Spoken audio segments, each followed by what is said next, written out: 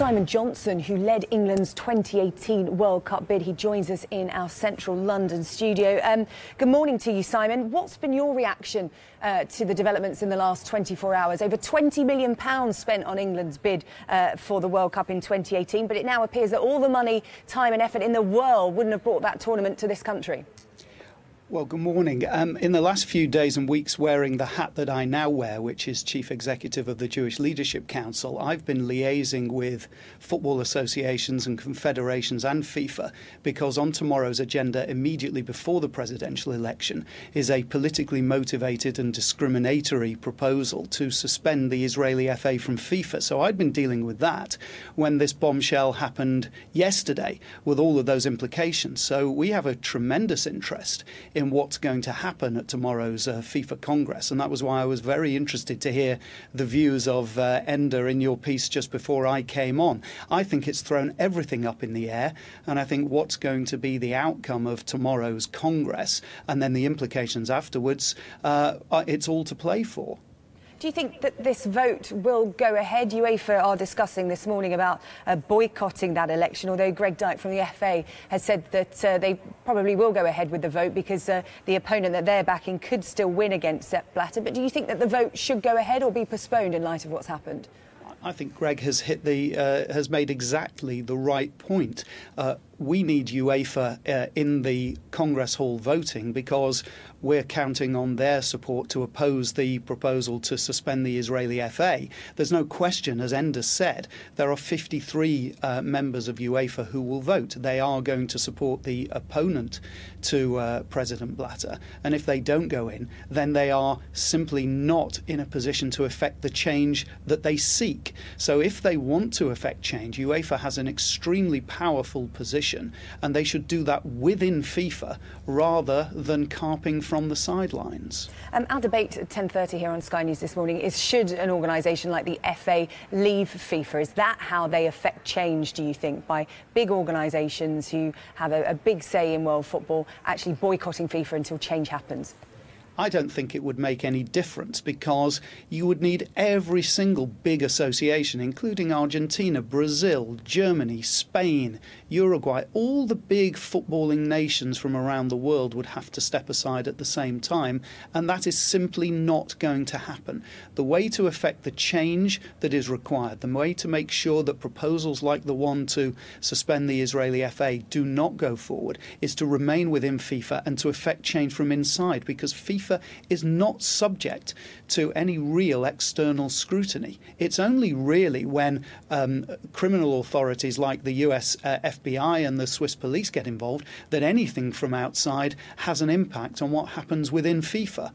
What about hitting FIFA in the pocket? They make a lot of money out of big-name sponsors and partners. We've been talking about some of them, the likes of FIFA, Adidas, McDonald's. If they were to end their association with FIFA, could that affect change?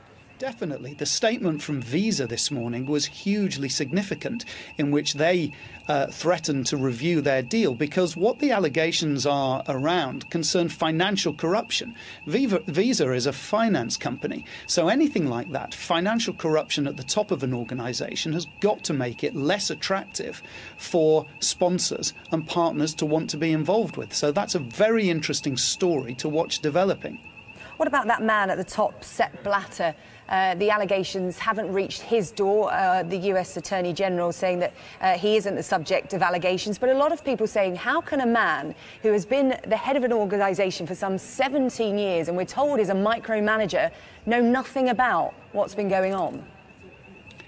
Well, I think you just have to look at what the US Attorney General said about that yesterday. The fact is that in tomorrow's FIFA Congress, immediately after the vote in which I hope the Israeli FA will remain within world football, the Congress has the opportunity to decide who they want to be their president. And with everything that's happened within the last 24 to 36 hours, they have a whole range of criteria on which to base their decision. FIFA Congress is a democratic organisation in some form, And when they make their decision tomorrow, that will be what happens to FIFA in the future. So again, as I said earlier, UEFA, if they want to influence that, have to exercise the democratic right and the power that they have within the organisation to see the change and the outcomes that they want. It is a democratic process, and this vote, if it goes ahead, could see Sepp Blatter gone. But if you look at it, a lot of this is invested in money and politics. There's 209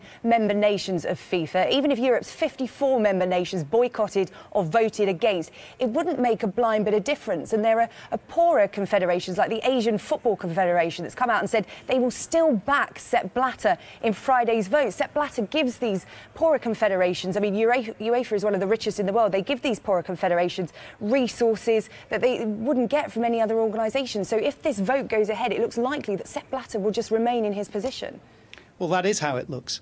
But that, I'm sure, will not be the end of the issues that FIFA has. As I said earlier, if they vote to discriminate and throw out Israel, then they'll have even more disrepute facing them. So whatever the outcome of the election tomorrow, FIFA has a whole range of issues that they will have to deal with and a whole range of challenges. So although it's interesting to see whether Sepp Blatter will win, and my prediction is that he will, I think what's happened in the last 24 to 48 hours means that there will have to be substantial change within FIFA, and I think there's sufficient external pressure building up to make that happen. And just finally, FIFA have said that the 2018 and 2022 tournaments will remain with Russia and Qatar. Obviously, this is a developing story. Who knows, that may change. Former UEFA President Leonard Johnson has come out today and said that England should have the 2018 World Cup tournament. It's got the infrastructure, it's got the stadia, it's ready to go. How likely do you think that is? Well, he's right, but I'm afraid I think there's a less than 1% chance of that happening. I don't think they will rerun the 2018 vote. Greg Dyke said this morning that that's not what the FA is pushing for. There is a slim but not much stronger chance that they'll reopen the 2022 vote. And I think even if they were to reopen 2018, I don't think it would go to England. And in fact, it's too soon. Next month in July, just 6 weeks away, the preliminary draw will take place in Russia. So although England could step in at a moment's notice, it's too far developed. Russia is ready to launch that World Cup, and I don't think, whatever comes out, that World Cup will be moved. Qatar might be different. I think the issues are different. The pressure might be different.